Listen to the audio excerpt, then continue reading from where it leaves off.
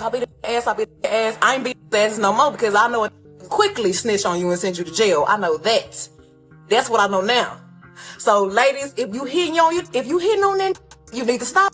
Because if the laws ask him, did you hit him? He gonna say yes. Okay, so buckle up because we need to talk about what went down between Klay Thompson and Meghan Thee Stallion. And trust me, this story has layers. Like, we're talking locker room allegations, public denial, and a breakup that happened in slow motion right in front of our eyes. And most people didn't even notice until it was too late. So let me take you back to where this all started to unravel. The first real sign that something was off, Klay's Instagram post. You know the one, where he came out swinging, defending Meghan after people online were calling her, well, let's just say some really disrespectful names. Now, at first glance, it seems sweet, right? Like, oh, look at Klay standing up for his girl. But if you read between the lines, the energy of that post was different. It wasn't just protective. It felt like he had reached his absolute limit, like he was tired, exhausted even. And looking back now, that post was the first breadcrumb leading us straight to the chaos that was brewing behind the scenes. Because not long after that, the rumors started. And here's where it gets messy. Word on the street, and by the street, I mean whispers from people allegedly close to the Dallas Mavericks, was that Klay found out Meghan had hooked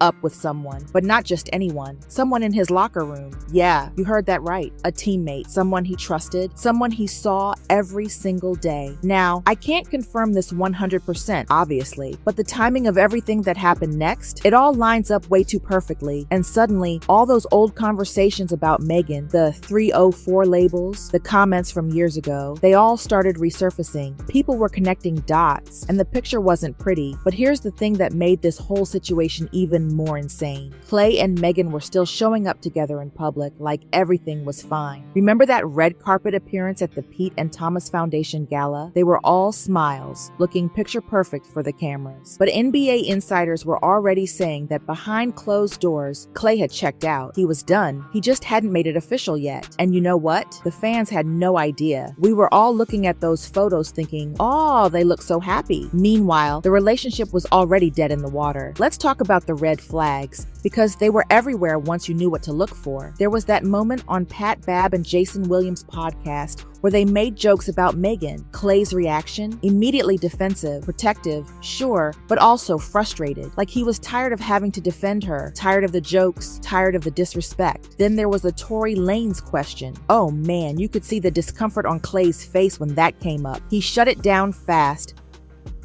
Yo, bro. How you feel about Tory Lanez coming home? What she gonna do? What's that? Your Tory.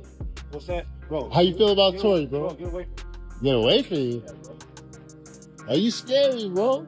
But the embarrassment was written all over him. And don't even get me started on that viral clip where Klay admitted he was late picking her up. Athletes online were roasting him for that. The guy who's known for being quiet, drama-free, and low-key suddenly found himself at the center of jokes and memes. That's not the Klay we know. Now, while Klay was pulling back, Meghan was doing the exact opposite. She was posting constantly, talking about buying a house together, calling him my man, my baby, showing up on Jennifer Hudson's show talking about how Klay made her life so much easier. She was in her soft girl era, according to her, and everything was supposedly perfect. Been through like so much, you know, and I feel like I was always on the defense for a long time, and I feel like, oh my gosh, I gotta fight for myself. I'm squaring up with everybody all the time.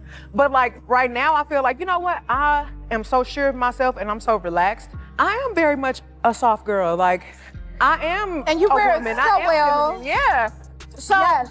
I just feel like right now in life, I'm just a little bit more calm and relaxed and more zen and more accepting of love. Like I'm receiving love. I'm receiving love way better than I ever have in life, which is probably why the man that I have now has came into my life because I was ready to have him. Yes. And you deserve it. You know? But here's the thing, Klay wasn't reciprocating, like, at all. Meghan posts about the house. Klay doesn't like it, doesn't comment, doesn't repost, nothing. Fans started noticing. People were like, wait, why isn't Klay engaging with any of this? And then someone pointed out that Meghan had Klay saved as husband in her phone. Meanwhile, Klay's treating the relationship like it's already over. The contrast was glaring. Of course, the internet had opinions.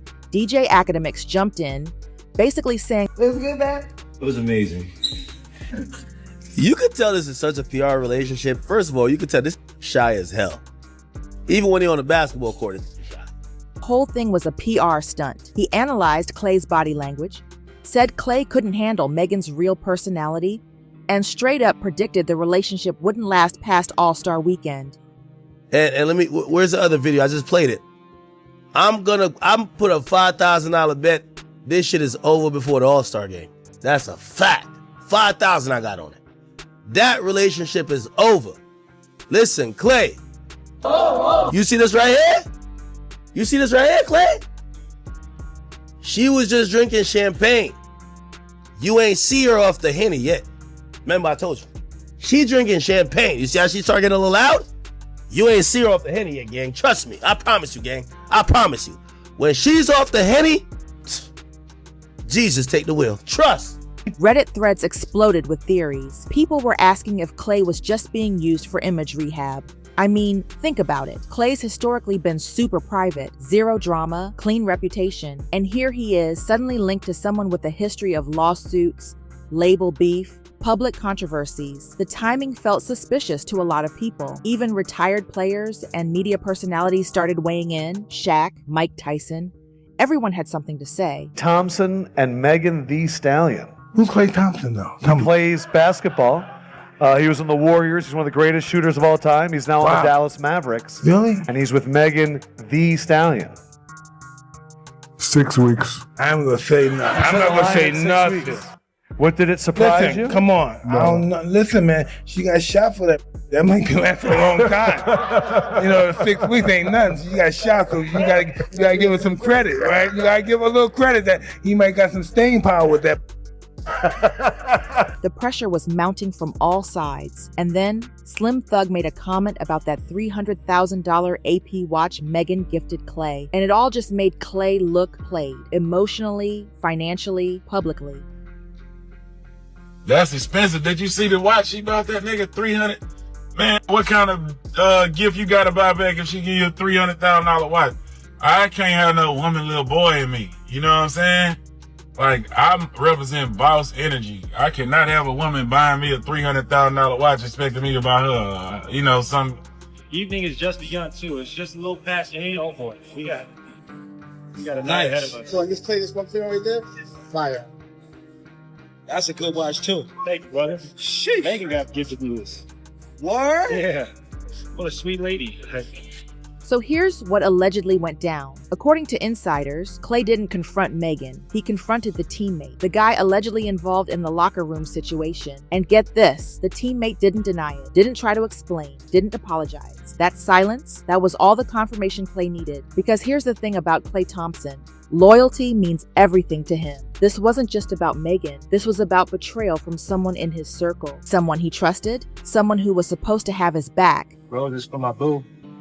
I'm sorry I was late, babe. Damn it. I'm sorry. I thought I timed it well. Sorry. There's no excuse. How has your relationship made you better as a man on and off the floor, and how that's going to move forward for you as far as your career? My relationship with, Meghan Thee Stallion. I'm not going to talk about that, but I will say that every summer doesn't change for me because I know what it takes to go the distance, and there's really no such thing as an off season. And after that conversation, Klay's responses to Meghan got shorter, colder. The emotional distance was obvious to anyone paying attention. Klay didn't make a big announcement. He didn't post a statement.